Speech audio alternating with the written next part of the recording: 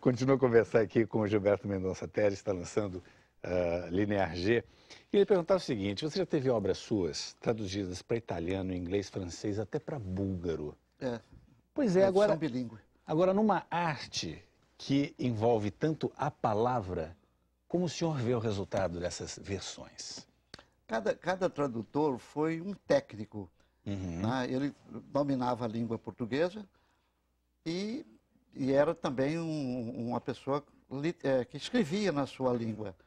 Então, eu vejo os poemas, o búlgaro não, o búlgaro tem que acreditar na palavra de quem traduziu, né? Mas eu tenho a impressão que sim, que é bom, eu gosto. E a carta que eu troquei, por exemplo, com a tradutora Catherine Dumas, na França, que depois vinha conhecer, porque a gente começou a traduzir ela começou a traduzir, não havia conhecimento. Até um caso curioso é que Kurt Meyer-Clason, uma pessoa muito conhecida no Brasil, porque foi o alemão que traduziu o Guimarães Rosa. O Grande Sertão Veredas foi traduzido por Kurt Meyer-Clason. E Kurt Meyer-Clason encontrou um livro meu, não sei como foi parar na mão dele, uma seleção de 50 poemas, e ele traduziu. O grande problema é que eu não estou conseguindo editor na Alemanha. As 3 ou 4 tentativas, o camarada me diz: você não escreve conto? Manda um conto que nós publicamos. Não é bem assim que funciona. Eu estou esperando para publicar, né, que saia.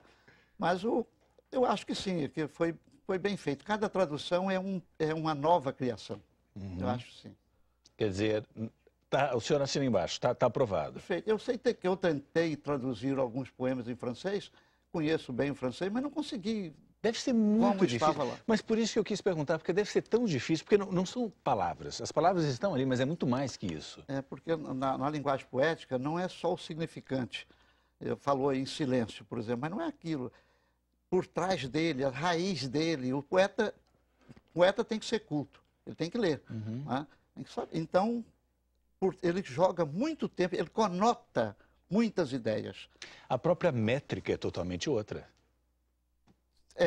Conforme, muitos dos poemas meus foram traduzidos, da métrica que eu uso, foi traduzido livremente em alguns poemas. Na França, por exemplo, a professora fez um belo trabalho, fez uma bela introdução, e ela explica isso. Porque às vezes ela não sabia, não conseguia dar exatamente o ritmo que eu tinha. Imagino. Né? Agora, sobre o título, deixa eu lhe falar o seguinte: Linear G. Você perguntou se não era coisa antiga. As línguas, a escrita, não a língua, a escrita falada antes da Guerra de Troia, em Micenas, naquela região da Argólida, na Grécia, a primeira foi chamada Linear A, ninguém traduziu até hoje. A Linear B, que deve ter sido no tempo da Guerra de Troia, 1200 a 1600 anos antes de Cristo, chamou-se Linear B e foi traduzida. Eu sou apaixonado pela Grécia. E esse Linear G quer dizer, é linear do Gilberto. Eu ia perguntar se era de Grécia ou de Gilberto. Espera aí, é mais.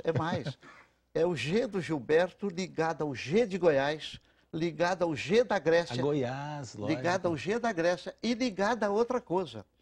Numa das tragédias de Ésquilo, a pitonisa, aquela que vai adivinhar o futuro, chama Geia, ou Geia. Nós falamos Geia. Geia.